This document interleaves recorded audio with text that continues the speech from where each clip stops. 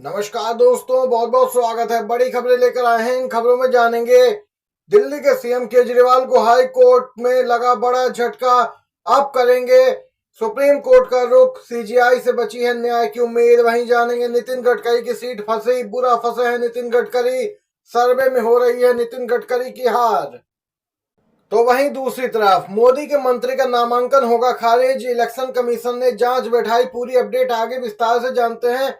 और बड़ी खबर में जानेंगे बीजेपी को बड़ा झटका, पूर्व केंद्रीय मंत्री सहित यहां पे 6000 नेता कांग्रेस में शामिल। आप सभी को बताते चले, बीजेपी को दिन पर दिन झटके लग रहे हैं। पूरी खबर आगे विस्तार से शामिल की गई है। और आप भी मानते हैं कि इस बार का चुनाव इंडिया गठबंधन के पक्ष में हो सकता है, तो एक लाइक वीडियो को जरूर कीजिएगा, कमेंट बॉक्स में जरूर लिखिए जय हिंद जय भारत। दिल्ली हाई कोर्ट ने की है अरविंद केजरीवाल की याचिका खारिज। मुख्यमंत्री केजरीवाल की गिरफ्तारी और रिमांड को सही ठहराया दिल्ली हाई कोर्ट ने। इसके साथ ही अदालत ने ईडी द्वारा गिरफ्तारी और हिरासत को चुनौती देने वाली उनकी अर्जी को खारिज कर दिया। दिल्ली के मुख्यमंत्री अरविंद केजरीवाल ने 23 मार्च को गिरफ्तारी को चुनौती देने वाली याचिका लगाई थी।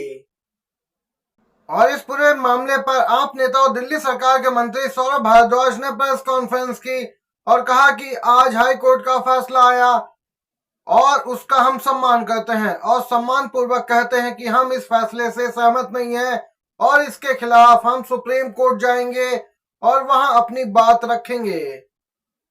निचले स्तर से यहाँ पे याचिकाएं लगाई गई थी जिससे कि एक क्रम बना रहे और सुप्रीम कोर्ट भी यहाँ पे दोस्तों अब इस पूरे मामले को सुनने के लिए राजी हो जाएगा, क्योंकि हाई कोर्ट से फैसला आ चुका है। इसी के साथ big breaking news, Nitin Gadkari की हो सकती है इस बार बहुत ही बुरी हार। तमाम दिग्गज नेता नितिन गडकरी के लिए चुनावी मैदान में उतर चुके हैं, लेकिन फिर भी नितिन गडकरी सुबह 7 से रात 11 बजे तक प्रचार करते दिख रहे हैं। 5 लाख की लीड से जीतूंगा, घर की बालकनी में नहीं आऊंगा, ये कहने वाले नितिन गडकरी का हाल क्या कुछ है। नितिन गडकरी का हाल इस समय बहुत ही बुरा है, क्योंकि उनकी सीट फंसी पड़ी है। सुबह 7 से रोज 11 बजे रात तक प्रचार करना इन्हें भारी पड़ रहा है। इनके लिए मुख्यमंत्री एकनाथ शिंदे से लेकर यूपी सीएम योगी आदित्यनाथ तक जैसे दिग्गज नागपुर में प्रचार कर रहे हैं। और ये सब कारण है नागपुर कांग्रेस के उम्मीदवार विधायक विकास ठाकरे, जो गडकरी को कड़ी टक्कर दे रहे हैं। नागपुर लोकसभा सीट को महाराष्ट्र की सबसे सेफ सीट माना जाता है, आरएसएस का गढ़ है और इसी सीट से नितिन गडकरी यहाँ पे मैदान में उतरते हैं। महाराष्ट्र की सबसे सेफ सीट यहाँ पे गडकरी की सीट भी फंसी है और जिसका यहाँ पे सीधा असर दिख रहा है इंडिया गठबंधन का। कांग्रेस ने महारैली भी नागपुर में की थी और 5 लाख की लीड से जीतने वाले नितिन गडकरी को अब अपनी हार स्पष्ट दिखाई दे रही है। मोदी के मंत्री चुनावी हलफनामा देकर बुरा फंसे, गलत जानकारी देना पड़ सकता है भारी, चुनाव आयोग ने दिया जांच का आदेश। केंद्रीय सूचना प्रौद्योगिकी मंत्री राजीव चंद्रशेखर ने 28 करोड़ रुपए से अधिक की संपत्ति घोषित की है। उन्होंने चुनाव अधिकारी के सामने कुछ दिन पहले ही अपना नामांकन पत्र भी दाखिल किया था। चुनाव आयोग ने केंद्रीय प्रत्यक्ष कर बोर्ड यानी सीबीडीटी को केंद्रीय मंत्री व तिरुवनंतपुरम लोकसभा सीट से भाजपा उम्मीदवार राजीव चंद्रशेखर के हलफनामे की जांच का आदेश दिया है। सूत्रों ने बताया कि इनकी संपत्ति विवरण में किसी भी बेमेल जानकारी को सत्यापित करने के लिए कहा गया है।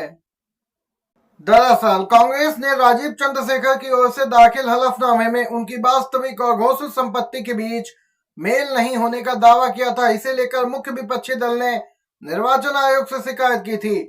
बताते चलें, चंद्रशेखर संयुक्त राष्ट्र के पूर्व राजनयिक शशि थरूर के खिलाफ चुनावी मैदान में उतरे हैं। इंडिया गठबंधन की ओर से यहाँ पे शशि थरूर को मैदान में उतारा गया है और देख सकते हैं बीजेपी उम्मीदवार का पर्चा भी खारिज हो सकता है अगर यहाँ पे जानकारी बेमेल पाई गई, कांग्रेस की शिकायत सही पाई गई तो। लोकसभा चुनाव से पहले बीजेपी को एक के बाद एक कई बड़े झटके लग रहे हैं। इसी क्रम में पूर्व केंद्रीय मंत्री और बीजेपी नेता चौधरी बीरेंद्र सिंह कांग्रेस में शामिल हो गए। लोकसभा चुनाव से पहले बीजेपी को एक के बाद एक झटके लग रहे हैं और लगातार कांग्रेस पार्टी मजबूत होती जा रही है। कांग्रेस में शामिल होने पर बीरेंद्र सिंह ने कहा कि यह पार्टी में उनकी सिर्फ घर वापसी नहीं बल्कि विचारधारा की वापसी है। उनकी पत्नी और पूर्व विधायक प्रेमलता भी कांग्रेस में शामिल हो गईं।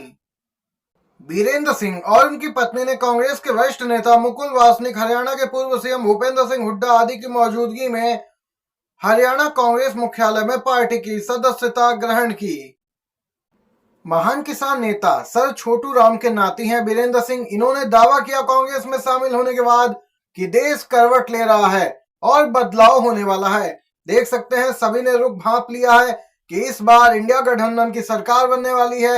इसीलिए ये सभी नेता जो कांग्रेस से बीजेपी में गए थे अब घर वापसी कर रहे हैं और यहाँ पे बड़ी बात भी कर रहे हैं कि इस बार बदलाव होने वाला है। अगर आप भी इंडिया गठबंधन के साथ हैं तो लाइक जरूर कीजिएगा, वीडियो को समर्थन दर्ज करवाइएगा। अगली बड़ी खबर आ रही है। बड़ी खबर, प्रधानमंत्री की पीलीभीत में रैली फ्लॉप। पीलीभीत में पीएम की चुनावी सभा में नहीं आए सांसद वरुण गांधी और न ही किसी ने किया जिक्र। प्रधानमंत्री पीलीभीत में पहुंचे थे एक सभा को संबोधित करने। वहीं दोस्तों गजब बात तो ये दिखी कि पीलीभीत में पीएम मोदी ने पहली बार चुनावी सभा की, लेकिन जिले के सांसद वरुण गांधी नहीं आए और न ही किसी की जुबान पर उनका जिक्र आया। भाजपा के पोस्टर बैनर से भी वरुण गांधी गायब रहे। मेनका गांधी और वरुण गांधी की कर्म स्थली रही पीलीभीत में 35 वर्ष में यह पहला मौका है जब इन दोनों में कोई भी चुनावी मैदान में पीलीभीत से नहीं उतरा। भाजपा ने वरुण गांधी की जगह प्रदेश के लोक निर्माण मंत्री जितिन प्रसाद को यहां पर उम्मीदवार बनाया है, पीलीभीत से दांव लगाया है। माना जा रहा था कि चुनाव प्रचार के लिए भाजपा का सहयोग करने के लिए पीलीभीत वरुण गांधी पहुंचेंगे, लेकिन अब तक उन्होंने भाजपा के सभी कार्यक्रमों से दूरी बनाए रखी है। सुप्रीम कोर्ट की जज बीवी नागरत्ना का बड़ा बयान। जी हां दोस्तों, हाल ही में न्यायाधीश बीवी नागरत्ना ने नोटबंदी पे एक जबरदस्त भाषण दिया था। उनका भाषण वायरल भी हुआ था और उन्होंने कई प्रकार के दोस्तों बातें भी बताई थी और अब उन्होंने बड़ा बयान दिया है मीडिया को लेकर। न्यायमूर्ति ने कहा कि लोकतंत्र में स्वतंत्र मीडिया बहुत ही महत्वपूर्ण है। मीडिया का रोल लोकतंत्र में अहम हो जाता है, चौथा स्तंभ है। बताते चले लगातार मीडिया की स्वतंत्रता को भारत में कम किया जा रहा है, जिस पर न्यायाधीश की यह प्रतिक्रिया बेहद ही महत्वपूर्ण है। तो दूसरी तरफ एनसीपी शरद चंद्र पवार के अध्यक्ष शरद पवार ने जोरदार हमला बोला है। बोले हैं जो मोदी के खिलाफ बोलता है उसे जेल भेज दिया जाता है, ये लोकतंत्र नहीं तानाशाही है। शरद पवार ने ये बड़ी बात कही दोस्तों। अगर आप भी उनकी बात से सहमत हैं तो एक लाइक वीडियो को जरूर कीजिएगा, कमेंट बॉक्स में जरूर लिखिएगा वी सपोर्ट इंडिया गठबंधन। आज की सभी बड़ी खबरें आप तक पहुंचाई हैं। वीडियो देखने के लिए आप सभी का बहुत बहुत धन्यवाद।